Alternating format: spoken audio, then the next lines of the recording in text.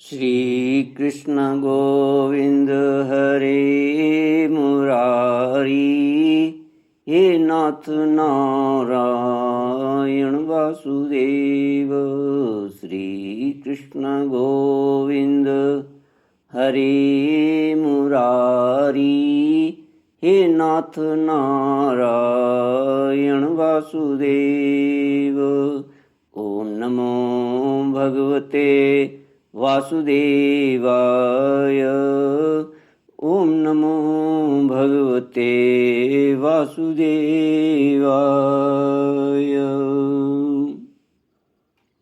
सच्चिदानंद रूपाय विश्वोत्पत्त्यादि हेतुवे तापत्रय विनाशाय श्री कृष्णाय वयं नमः। श्री कृष्णाय वयं नमः। सच्चित आनंद स्वरूप परमात्मा जो सृष्टि के उत्पत्ति, पालन और संहार करता है तथा जीवों के आध्यात्मिक, आदि दैविक, आदि भौतिक तापों को नष्ट करने वाले हैं, अर्थात जीवों के मानसिक, शारीरिक और भौतिक दुखों को दूर करने वाले हैं, उन श्री कृष्ण भगवान को हम नमस्कार करते हैं।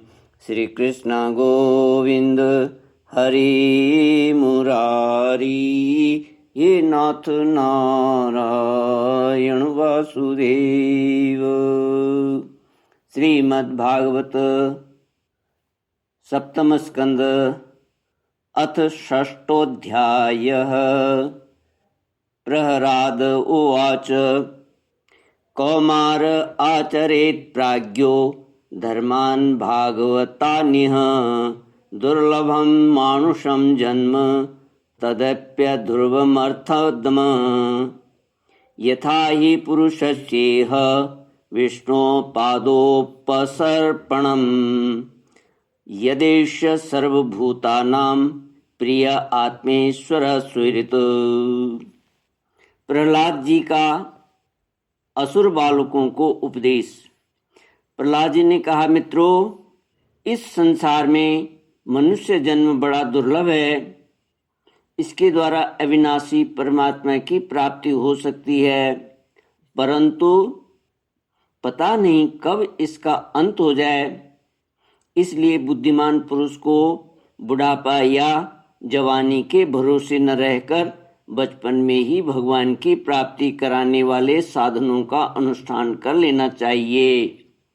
इस मनुष्य जन्म में श्री भगवान के चरणों की शरण लेना ही जीवन की एकमात्र सफलता है, क्योंकि भगवान समस्त प्राणियों के स्वामी, सुहृद, प्रियतम और आत्मा हैं। भाइयों, इंद्रियों से जो सुख भोगा जाता है वह तो जीव चाहे जिस योनि में रहे प्रारब्ध के अनुसार सर्वत्र वैसे ही मिलता रहता है। जैसे बिना किसी प्रकार का प्रयत्न किए निवारण करने पर भी दुख मिलता है, इसलिए सांसारिक सुख के उद्देश्य से प्रयत्न करने की कोई आवश्यकता नहीं है, क्योंकि स्वयं मिलने वाली वस्तु के लिए परिश्रम करना आयु और शक्ति को व्यर्थ गंवाना है। जो इनमें उलझ जाते हैं उन्हें भगवान के परम कल्याण स्वरूप चरण कमलों की प्राप्ति नहीं होती। हमारे सिर पर अनेकों प्रकार के भय सवार होते हैं। हमारे सिर पर अनेकों प्रकार के भय सवार रहते 9114004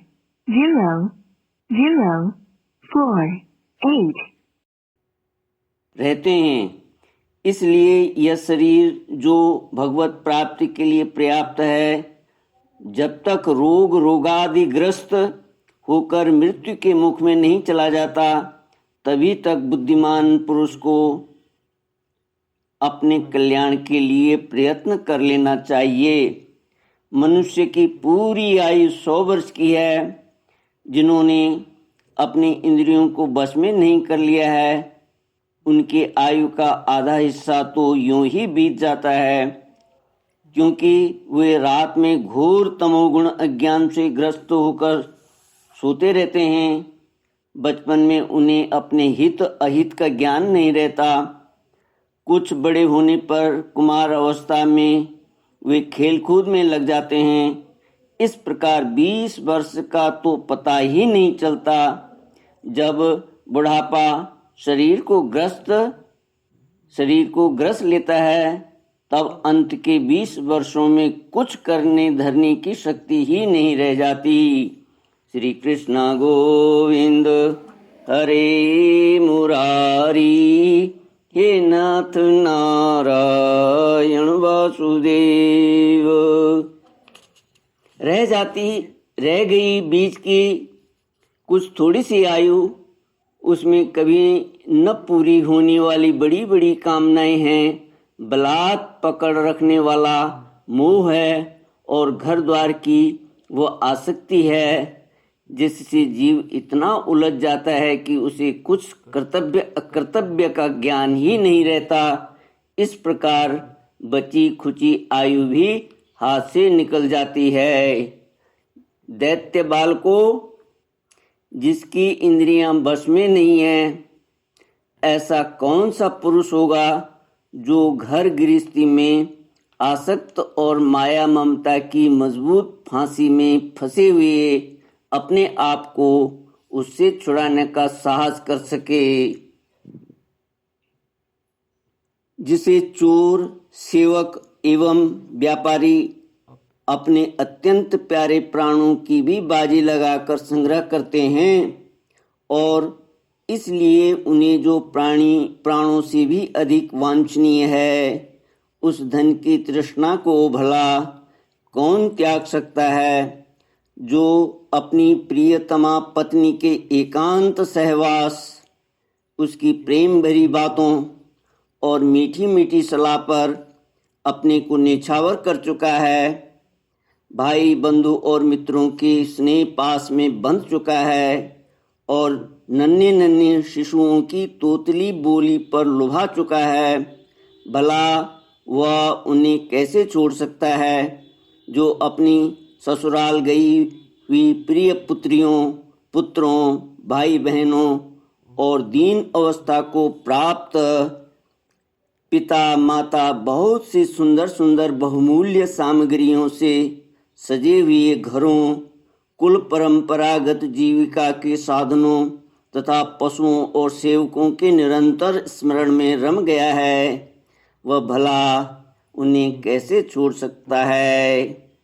जो जननेन्द्रिय और रसनेन्द्रिय के सुखों को ही सर्वस्व मान बैठा है, जिसकी भोग वासनाएं कभी तृप्त नहीं होती, जो लोभवश कर्म पर कर्म करता हुआ रेशम के कीड़े की तरह अपने को और भी कड़े बंधन में जकड़ता जा रहा है, और जिसके मोह की कोई सीमा नहीं है, वह उनसे किस प्रकार विरक्त हो सकता है और कैसे उनका त्याग कर सकता है। यह मेरा कुटुंब है, इस भाव से उसमें वह इतना रम जाता है कि उसी के पालन पोषण के लिए अपनी अमूल्य आयु को गंवा देता है, और उसे यह भी नहीं जान पड़ता कि मेरे जीवन का वास्तविक उद्देश्य नष्ट हो रहा है। भला इस प्रमाद की भी कोई सीमा है।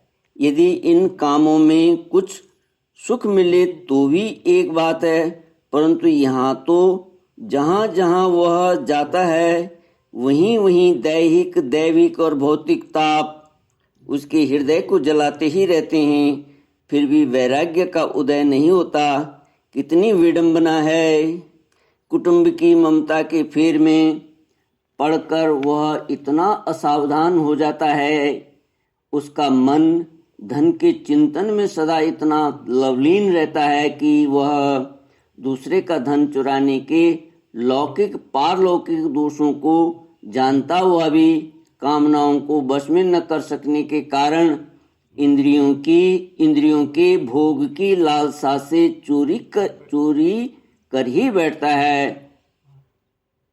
भाइयों, जो इस प्रकार अपने कुटुंबियों के पेट पालने में ही लगा रहता है, कभी भगवत भजन नहीं करता, वह विद्वान हो तो भी उसे परमात्मा की प्राप्ति नहीं हो सकती, क्योंकि अपने पराये का भेदभाव रहने के कारण उसे भी अज्ञानियों के समान ही तमः प्रधान गति प्राप्त होती है, जो कामिनियों के मनोरंजन का सामान, उनका क्रीड़ा मृग बन रहा है, और जिसने अपने पैरों में संतान की बेड़ी जकड़ ली है, वह बेचारा गरीब, चाहे कोई भी हो, कहीं भी हो, किसी भी प्रकार से अपना उद्धार नहीं कर सकता।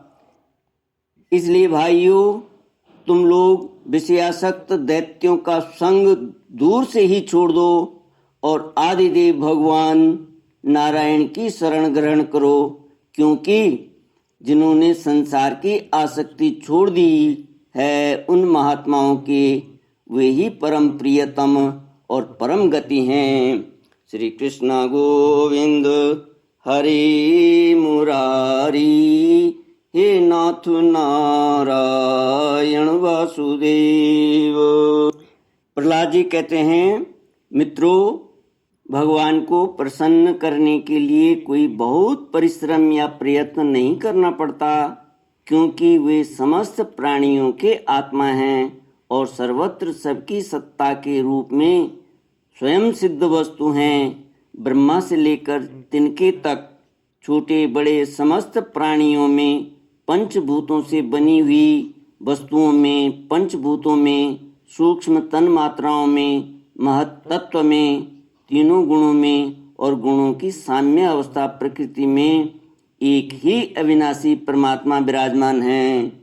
वे ही समस्त सौंदर्य, माधुर्य और ऐश्वर्यों की खान हैं। वे ही अंतर्यामी दृष्टा के रूप में हैं और वे ही दृश्य जगत के रूप में भी हैं। सर्वथा अनिर्वचनीय तथा विकल्प रहित होने पर भी दृष्टा और दृश्य, व्याप्य और व्यापक के रूप में उनका निर्वचन किया जाता है। वस्तुतः उनमें एक भी विकल्प नहीं है। वे केवल अनुभव स्वरूप, आनंद स्वरूप एकमात्र परमेश्वर ही हैं। गुणमयी सृष्टि करने वाली माया के द्वारा ही उनका ऐश्वर्य छिप रहा है। इसके निवृत्त होते ही उनके दर्शन हो जाते हैं। इसलिए तुम लोग अपने दैत्यपने का, आसुरी संपत्ति का त्याग करके समस्त प्राणियों पर दया करो, प्रेम से उनकी भलाई, इसी से भगवान प्रसन्न होते हैं। आदि नारायण अनंत भगवान के प्रसन्न हो जाने पर ऐसी कौन सी वस्तु है जो नहीं मिल सकती।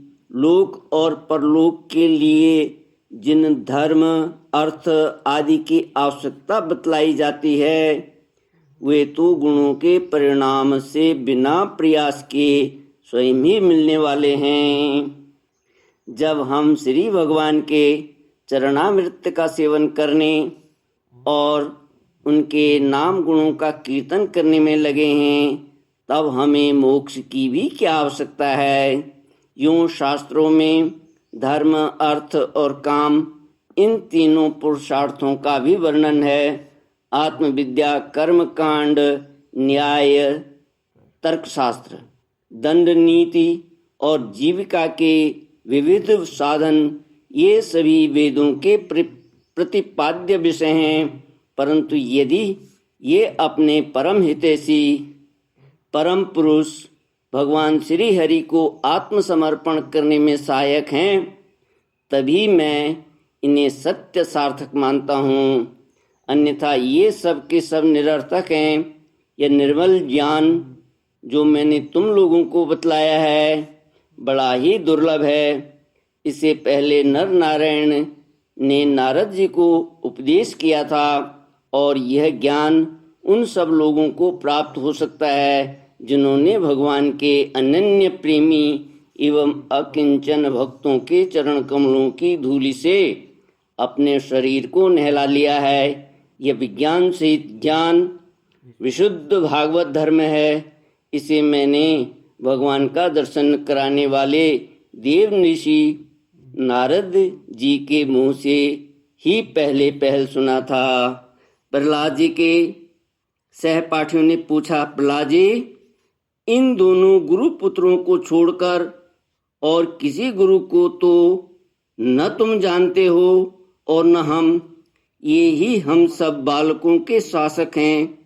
तुम एक तो अभी छोटी अवस्था के हो और दूसरे जन्म से ही महल में अपनी माँ के पास रहे हो। तुम्हारा महात्मा नारद जी से मिलना कुछ असंगत सा जान पड़ता है। प्रियवर, यदि इस विषय में विश्वास दिलाने वाली कोई बात हो तो तुम उसे कहकर हमारी शंका मिटा सकते हो। श्री कृष्ण गोविंद हरे मुरारी, ये नाथ नारायण वासुदेव। इति श्रीमद्भागवते महापुराणे पारमहंस्यां संहितायां सप्तमस्कन्धे प्रहलादानुचरिते षष्ठोऽध्यायः। ॐ पूर्णमदः पूर्णमिदं पूर्णात् पूर्णमुदच्यते पूर्णस्य पूर्णमादाय पूर्णमेवावशिष्यते। ॐ शान्ति शान्ति शान्ति। हरिः ॐ श्री गुरुभ्यो नमः। हरिः ॐ।